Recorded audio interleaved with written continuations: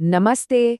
तो आज के इस गहरे विश्लेषण में हम सीधे उस खौफनाक घटना की बात करेंगे जिसने 4 दोस्तों की जिंदगी हमेशा के लिए बदल कर रख दी। हम बात कर रहे हैं मनाली के मशहूर रोहतांग पास की। लेकिन देखिए, हम इसे सिर्फ एक आम भूत प्रेत की कहानी की तरह नहीं देखने वाले हैं। हम यहाँ उन अलौकिक शक्तियों और सबसे जरूरी उनके पीछे छुपे मनोवैज्ञानिक पहलुओं यानी मेंटल टेंशन को समझने की कोशिश करेंगे। तो बिना किसी देरी के चलिए इस रहस्यमयी सफर की शुरुआत करते हैं। तो चलिए इसकी गहराई में उतरते हैं और इस कहानी की जड़ को समझते हैं। रोहतांग, क्या ये पता है कि लोकल भाषा में इस शब्द का मतलब ही होता है लाशों का ढेर या वैली ऑफ डेथ? बिल्कुल सही सुना। जब इस घटना के केंद्र में मौजूद 4 दोस्त साहिल, चिराग, अरुण और समय अपने सफर पर निकल रहे थे, तो उन्हें होटल के रिसेप्शनिस्ट ने एक बहुत ही सख्त वार्निंग दी थी। वार्निंग ये थी कि शाम 6 बजे से पहले वापस लौट आना बेहद जरूरी है। क्यों? क्योंकि वहां की लोक कथाओं की माने तो अंधेरा होते ही वादियों में एक मायावी साया भटकने लगता है। पुराने वक्त में वहां जो मौतें हुई हैं, जिन्हें एडमिनिस्ट्रेशन ने चाहे ठंड या एक्सीडेंट कहकर टाल दिया, लोकल्स का आज भी यही मानना है कि वो लोग असल में उसी साये का शिकार हुए थे। लेकिन इस बाहरी खतरे को समझने से पहले उस कार में बैठे खास शख्स की मानसिक स्थिति को समझना बेहद जरूरी है। ये पूरा ट्रिप दरअसल समय नाम के दोस्त को एक गहरे सदमे से बाहर निकालने के लिए प्लान किया गया था। हुआ ये था कि कुछ ही महीने पहले समय के छोटे भाई की एक स्कूल ट्रिप के दौरान कार एक्सीडेंट में जान चली गई थी। सोचिए, जो इंसान हमेशा पार्टी की जान हुआ करता था, जो सबको हंसाता था, वो इस हादसे के बाद पूरी तरह से सहम गया था। ये जो गहरा अनसुलझा दुख था ना, यही वो सबसे बड़ी मनोवैज्ञानिक कमजोरी थी जिसका आगे चलकर उन अलौकिक शक्तियों ने फायदा उठाया। और शायद इसी दुख और उलझन के चलते उन दोस्तों ने उस लोकल वार्निंग को एक मजाक समझकर बिल्कुल नजरअंदाज कर दिया। भाग 1, दी इम्पॉसिबल स्पेशल लूप, यानी एक असंभव भूल भुलैया। वार्निंग को नजरअंदाज करके जैसे ही शाम ढली और गहरी धुंध ने रास्तों को घेर लिया, एक ऐसा सिलसिला शुरू हुआ जिसे विज्ञान के नियमों से समझाया ही नहीं जा सकता। इस टाइमलाइन पर ध्यान दीजिए। भारी धुंध में लगभग 30 किलोमीटर प्रति घंटे की रफ्तार से गाड़ी चलाते हुए उन्हें सड़क किनारे एक पत्थर दिखता है जिस पर लिखा था मनाली 28 किलोमीटर। यहां तक सब ठीक लगता है, लेकिन करीब 20 मिनट तक लगातार आगे बढ़ने के बाद उनके सामने बिल्कुल वही पत्थर दोबारा आ जाता है, मनाली 28 किलोमीटर। और हालात तब और डरावने हो जाते हैं जब रात के करीब 11 बजे लगातार गाड़ी चलाने के बावजूद वही पत्थर तीसरी बार उनके सामने आता है। मतलब वो किसी गलत रास्ते पर नहीं भटके थे, बल्कि समय और स्थान के एक ऐसे चक्रव्यूह में फंस चुके थे जो उन्हें गोल गोल घुमा रहा था। और ये इस बात को बहुत बखूबी दर्शाता है कि वो शक्ति दरअसल कितनी मायावी और शेप शिफ्टिंग थी। ध्यान दीजिए, जब गाड़ी दूसरी बार उस पत्थर के पास से गुजरी तो जो मंजर दिखा उसने हकीकत के मायने ही बदल दिए। साहिल को दिखा कि उस पत्थर पर एक सफेद धोती पहने एक आदमी बैठा है, लेकिन ठीक उसी वक्त चिराग को वहां हाथ में खिलौना लिए एक छोटी बच्ची दिखी। और सबसे हैरान करने वाली बात अरुण ने बताई, उसे वहां सिर्फ एक काला घोड़ा खड़ा दिखा जो उन्हें घूर रहा था।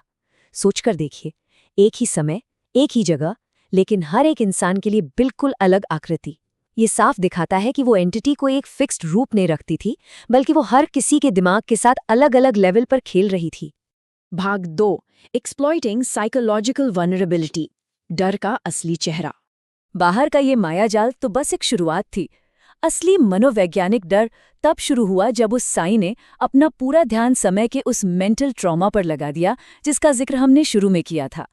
अब निशाना सिर्फ डराना नहीं था, बल्कि किसी के गहरे दुख का फायदा उठाना था। इस नंबर को देखना बेहद जरूरी है, 40। कार उस वक्त 40 किलोमीटर प्रति घंटे की रफ्तार से आगे बढ़ रही थी। तभी अचानक खिड़की के बाहर एक 15 साल का लड़का दिखाई देता है। उसके कपड़े मिट्टी में सने हुए थे, चेहरे पर चोट के गहरे निशान थे। लेकिन जानते हैं सबसे डरावनी बात क्या थी? वो लड़का गाड़ी के साथ दौड़ नहीं रहा था, वो बस बहुत ही आराम से चल रहा था। खुद सोचिए, 40 की स्पीड पर चल रही गाड़ी के साथ किसी घायल इंसान का ऐसे नॉर्मल स्पीड में पैदल चलना भौतिक रूप से पूरी तरह असंभव है। यहाँ एक बहुत ही गहरा सवाल उठता है, क्या किसी बुरी शक्ति को किसी के अंदर आने के लिए एक निमंत्रण की जरूरत होती है? उस साई ने जानबूझकर एक छोटे घायल लड़के का रूप लिया। क्यों? क्योंकि समय का छोटा भाई अपने आखिरी वक्त में बिल्कुल वैसा ही दिख रहा होगा। अपने भाई को खोने के दुख में डूबा समय पूरी तरह से सम्मोहित हो गया। उसे लगा कि उस बच्चे को सच में मदद चाहिए।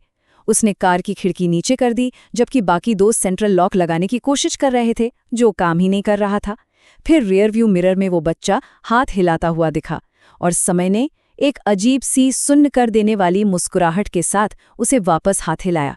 ये सिर्फ हाथ हिलाना नहीं था, ये उस ट्रॉमा के जरिए दिया गया एक खामोश निमंत्रण था। भाग 3 द मिरर एंड द ललाबाई।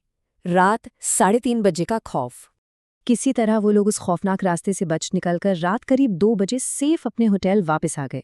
लगा कि चलो खतरा टल गया है, लेकिन ठीक 3:30 बजे उस बंद और शांत होटल के कमरे में सन्नाटा टूटता है और अचानक एक आवाज गूंजने लगती है, चांद है तू, मेरा सूरज है तू। एक ऐसी लोरी जो बचपन की मासूमियत और सेफ्टी का प्रतीक है। लेकिन जब दोस्तों की आंख खुली तो देखा कि समय शीशे के बिल्कुल सामने खड़ा है और खुद की ही परछाई को घूरते हुए ये लोरी गा रहा है। बचपन की उस पवित्र मासूमियत को इस तरह एक डरावने रूप में देखना सच में किसी के भी सबकॉन्शियस डर को जगा देने के लिए काफी है। अब इस स्लाइड के बारे में जो बात सबसे दिलचस्प या कहूँ सबसे खौफनाक है, वो ये कि उस साए के कब्जे के लक्षण कितने एक्सप्लिसिटली सामने आ रहे थे। शीशे में समय का चेहरा पूरी तरह बदल चुका था।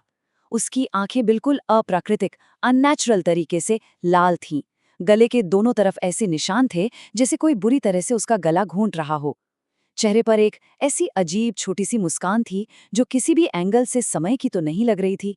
और बेहोश होने से ठीक पहले उसने एक बच्चे जैसी आवाज में अपने दोस्तों पर ताना मारते हुए कहा, अगर मैं रात को तुम्हारी खिड़की पर दस्तक दूं तो तुम मेरी मदद करोगे ना? ये क्रिस्टल क्लियर था कि उस कमरे में अब समय नहीं बल्कि वो शक्ति बात कर रही थी। भाग 4 पर्जिंग द शैडो, एक खौफनाक आखिरी प्रक्रिया। सिचुएशन की गंभीरता को समझते हुए अगली सुबह बिना एक पल गवाए समय को लोकल्स की मदद से एक जानकार पंडित के पास ले जाया गया। और यहां से शुरू होती है उस साई को बाहर निकालने की रोंगटे खड़े कर देने वाली प्रक्रिया। पंडित ने समय को देखते ही एकदम सटीक असेसमेंट किया। एक ऐसी बुरी शक्ति जो दुख का फायदा उठाने के लिए किसी करीबी इंसान की नकल कर रही थी। इस क्लेंजिंग प्रोसेस को 3 हिस्सों में किया गया। पहले बुरी नजर उतारी गई और ट्रेडिशनल झाड़ फूक हुई, और उसके बाद हुई आखिरी पूजा, जिसका अंजाम लिटरली बेहद डरावना था। उस पूजा के दौरान समय को भयंकर उल्टियां होने लगी और उसके अंदर से एक बहुत ही गाढ़ा काला लिक्विड बाहर निकला। ये उस नेगेटिव एनर्जी का एक फिजिकल रूप में शरीर से बाहर निकलना था, जिसने समय को जकड़ रखा था। आज समय पूरी तरह से नॉर्मल है, लेकिन उसके दोस्तों के जहन में वो रात और खासकर वो लोरी आज भी एक शहरन पैदा कर देती है। ये पूरा विश्लेषण अपने अंत में एक बहुत ही बड़ा और विचलित करने वाला सवाल पीछे छूट जाता है। क्या असली डर उन बाहरी भूत प्रेतों में है, या फिर हमारे अपने उस गहरे मानवीय दुख, उस मेंटल वीकनेस में, जो ना चाहते हुए भी उन शक्तियों को हमारे अंदर आने का दरवाज़ा खोल देती है?